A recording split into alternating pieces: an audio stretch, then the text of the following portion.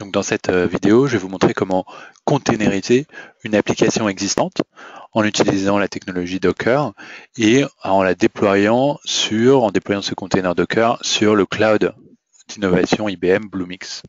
Pour ça, je vais partir d'une application existante, d'un code existant. Donc c'est une application toute simple qui stocke des items dans une base de données Mongo.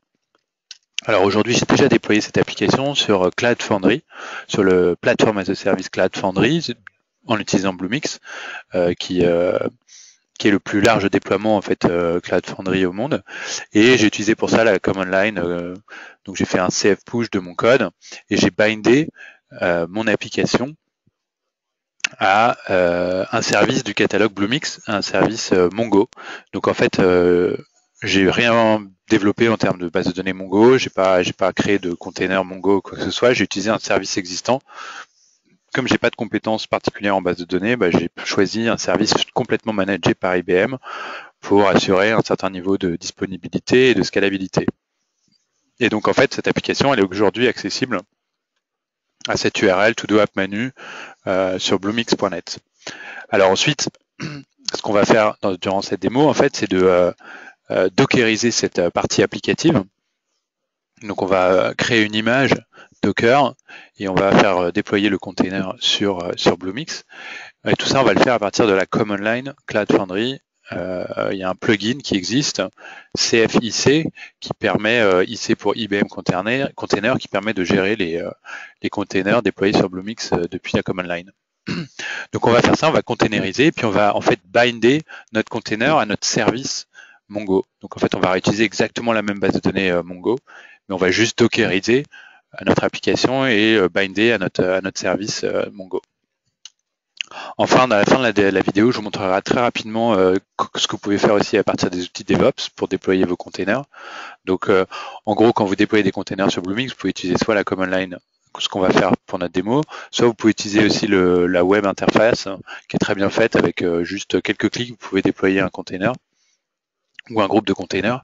Et puis enfin, les outils DevOps, évidemment, qui sont intégrés avec Bluemix et qui permettent de travailler en continuous delivery et d'optimiser l'utilisation, l'agilité, les capacités d'agilité offertes par Docker. Dernier point, vous pouvez aussi utiliser les API REST. Il y a des API REST Docker qui sont documentés, qui permettent aussi de gérer, déployer des containers. Donc voilà. Alors on va commencer tout de suite. Donc la première chose que je vais faire, c'est en fait de vous montrer donc mon dashboard, mon interface web Bluemix, donc qui est sur le Bluemix public, bluemixibm.com/Bluemix. Je me suis créé un compte à partir de mon adresse mail et j'ai accès ici à toutes les informations de mes services, applications, containers et virtual machines qui sont déployés dans mon espace de dev. J'ai actuellement une seule application qui est la todo app manu, qui est bindée à un service qui est une base de données Mongo, donc que j'ai choisi dans le catalogue, qui est totalement managé par IBM.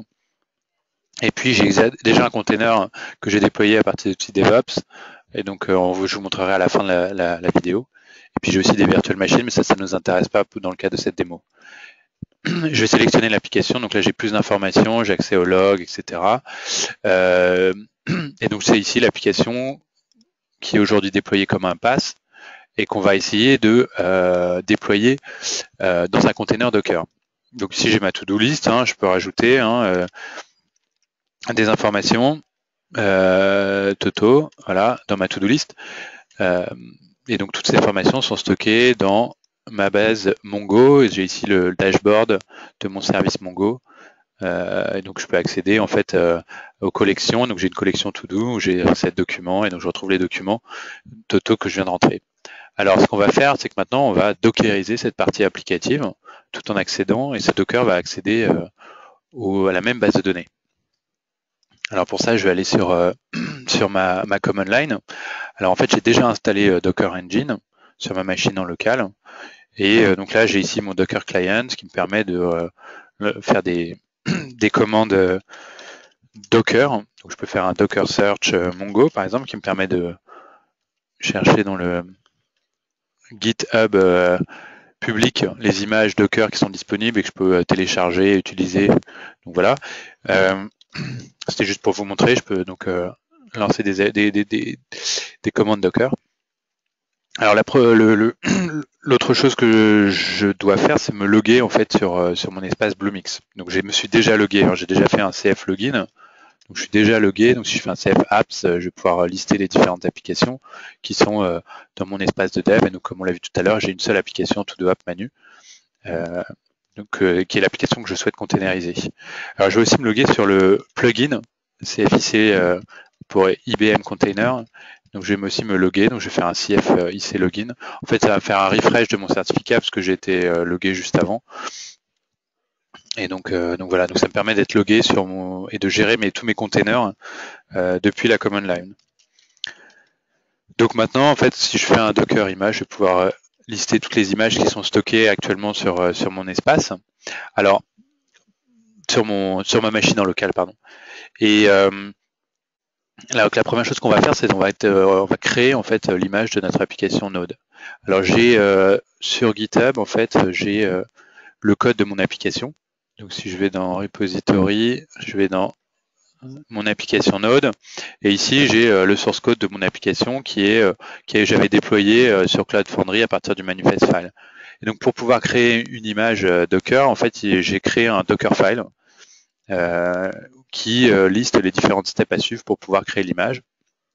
Et donc si on regarde rapidement, je vais commencer par récupérer en fait une image existante, qui est une image Node fournie par IBM, qui me permet de récupérer tous les fichiers dont j'ai besoin pour pouvoir faire tourner une application Node. Et donc je vais récupérer cette image qui est en read-only et je vais en fait rajouter les différents fichiers de mon application Node. Et je vais créer grâce à ça un container avec le code de mon application. Et pour pouvoir lancer mon container, je vais dans le dossier Node de mon application, je récupère les différentes dépendances de mon application avec le npm install, j'expose le port 8080 et je démarre mon serveur Node. Donc voilà, donc c'est un fichier Dockerfile tout simple et qui va être interprété par notre Docker Engine pour pouvoir créer l'image de notre application. Alors j'ai déjà fait le git clone. Donc si je vais ici sur ma command line, vous voyez, je suis déjà dans le dossier Node to do UK. Et donc je vais pouvoir directement faire un Docker build pour pouvoir créer l'image en local sur ma machine. Donc je vais faire un Docker build. Je vais donner un nom à mon image. Je vais l'appeler my2doapp. Et puis je vais indiquer le chemin pour accéder au Dockerfile qui est à la racine en fait de mon dossier Node to do UK. Et donc voilà, donc je vais pouvoir ici observer que mon Docker Engine en fait va suivre les différentes étapes qui sont dans mon Dockerfile, récupérer en fait l'image IBM Node qui en fait était déjà en local. Je ne sais pas si vous vous souvenez, mais quand j'avais fait un Docker image, voilà, c'est là. J'avais déjà en local l'image IBM Node. Donc en fait, c'est allé très vite puisque comme je l'avais déjà en local, il l'a pas re-uploadé. Donc ça me permet, un des atouts de Docker, c'est comme je l'ai dit précédemment, dans une vidéo précédente, de déployer plus rapidement. Et donc voilà, et puis ensuite, j'ai fait différentes étapes, récupérer les différents librairies modules Node, et puis exposer port 8080 et commande Node pour lancer mon serveur Node, démarrer mon serveur Node. Alors, maintenant, si je fais un Docker image, je vais pouvoir observer que j'ai une nouvelle image créée, 44 secondes ago, qui s'appelle my2doapp. Donc l'étape suivante, ça va être de pousser cette image sur le cloud Bluemix. Alors pour ça, il va falloir que je fasse en fait un tag de mon image avec l'URL pour pouvoir accéder à mon registre privé d'images sur Bluemix. Donc qui est registry.eugb.bluemix.net. Et puis je vais mettre en fait le namespace. Donc ça c'est un nom, le namespace qui est individuel par compte Bluemix. Et puis le nom de mon image. Donc je vais l'appeler aussi my2doapp. Alors en fait je me suis un petit peu trompé puisque j'ai oublié en fait de mettre le nom my2doapp. Voilà. Donc le nom de l'image actuelle à taguer. Donc voilà, donc maintenant si je fais un Docker image, je vais pouvoir observer qu'en fait la même image, donc avec le même image ID, a été tagué avec la bonne URL. Donc ce que je vais faire maintenant, c'est que je vais pouvoir faire un Docker push pour pouvoir pousser l'image, uploader l'image sur mon compte Bluemix. Alors je pense que si je fais donc registry, donc je vais re-rentrer le nom de en fait de l'image. Hein. Voilà, bluemix.net, le nom, et puis c'est my to do app. Voilà. Et donc on va pousser notre application sur Bluemix. Et donc on voit en fait que les différentes étapes pour pouvoir certaines étapes sont en fait skippées tout simplement puisqu'en fait comme j'ai déjà l'image IBM Node sur le cloud, il ne va pas la re-uploader. Donc ça permet toujours cette idée de gagner du temps, déployer plus rapidement, plus facilement. Et donc voilà, donc maintenant si je fais un CFIC qui permet d'accéder en fait en remote à mon service container de Bluemix, image, et ben je vais pouvoir en fait observer que j'ai quelques secondes ago uploadé mon image My2Do-App qui est maintenant présente sur mon compte Bluemix. Alors, concernant la command line CFIC, je vous renvoie à la documentation. Donc il y a toute une documentation en ligne qui couvre tout Bluemix, à savoir aussi bien la partie PaaS, Cloud Foundry que Virtual Machine que Container. Et donc vous allez pouvoir accéder entre autres à toutes les commandes CFIC. Et donc vous allez retrouver beaucoup de commandes Docker en fait, hein, le build, les créations de containers d'images, etc. Donc voilà. Alors je vais retourner sur ma command line qui est là, voilà. Et donc maintenant ce que je vais faire, c'est que je vais créer mon container. Donc maintenant que j'ai mon image uploadée sur le cloud, je vais pouvoir créer mon container en faisant un CFIC run. Je vais lui donner un nom. Je vais l'appeler My2Do App. Et puis je vais exposer le port 8080. Hein. Et alors un point important, c'est comme on l'a vu tout à l'heure, ma base de données, mon service est disponible en fait est créé en fait sur Bluemix. Donc j'ai un accès, j'ai ici les différentes credentials, l'URL, le port, etc. Et plutôt que de le coder en dur dans mon application elle y accède via la variable d'environnement Cloud Foundry VCAP. Donc dans les variables d'environnement, j'ai VCAP et j'ai ici les différentes. Dans mon variable d'environnement, j'ai accès à l'URL de ma base de données.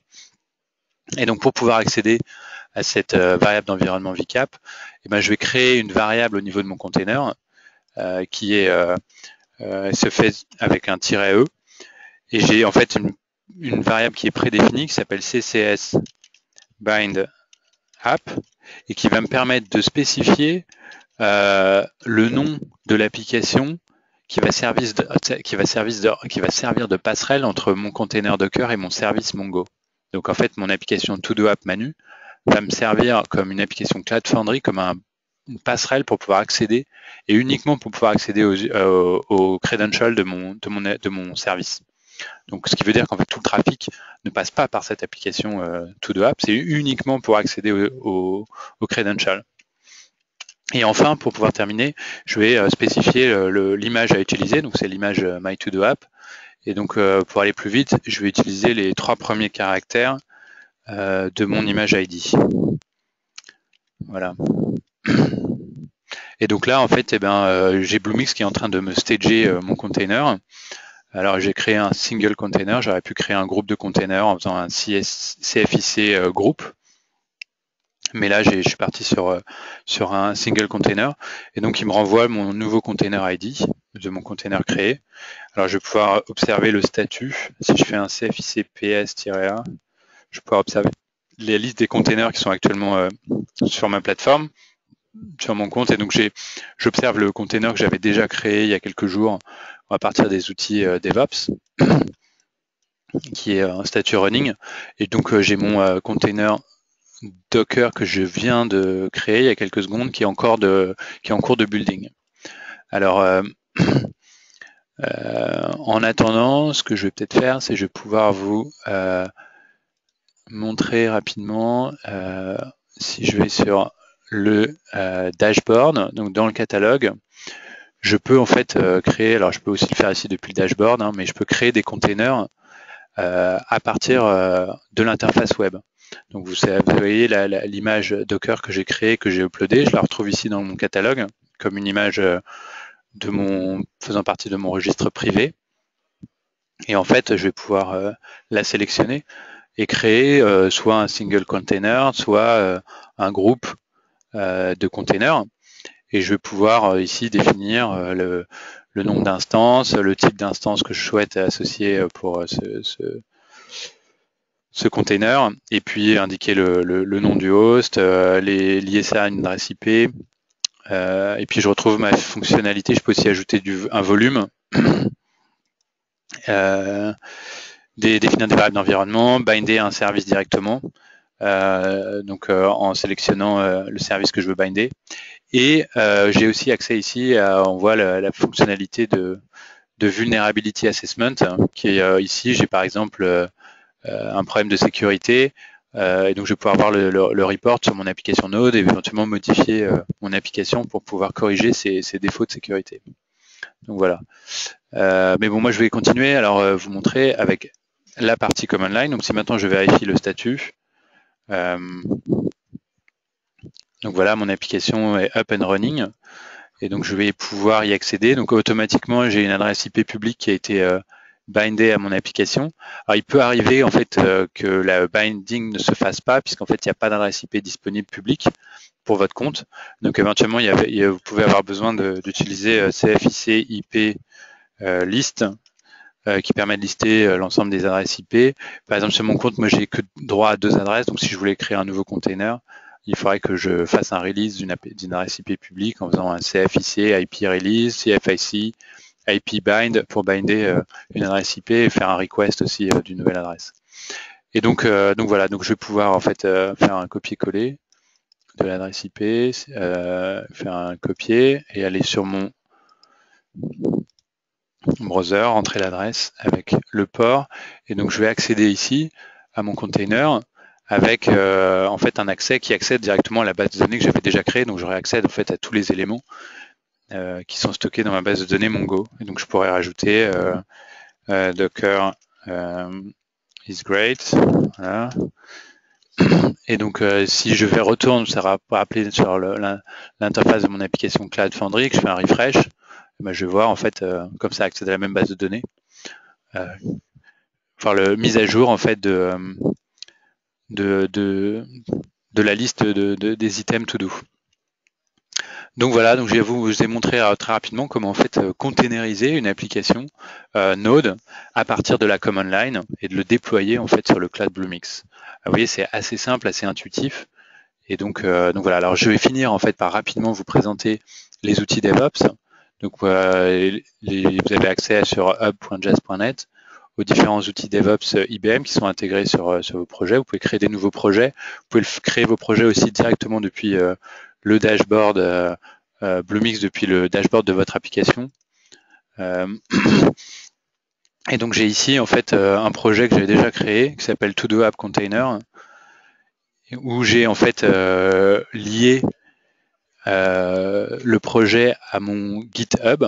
Donc j'ai créé un webhook sur mon GitHub, et donc en fait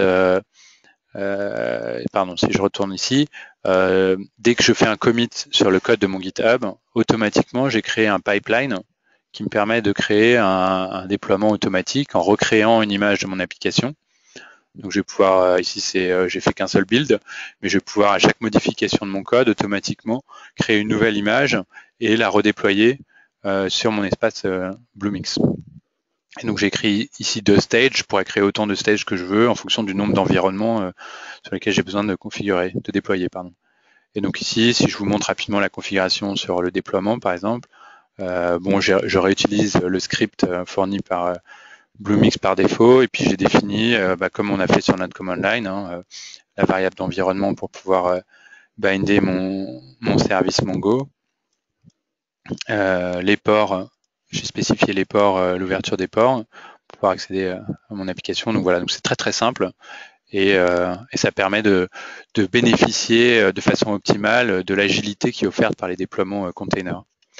Donc voilà, c'était ça que je voulais vous montrer avant de terminer cette petite vidéo. C'était la même application, la possibilité de la déployer aussi bien sur Cloud Foundry que sur Docker. Je pourrais aussi le faire sur les virtual machines, mais bon, ça c'était pas le sujet de la démo.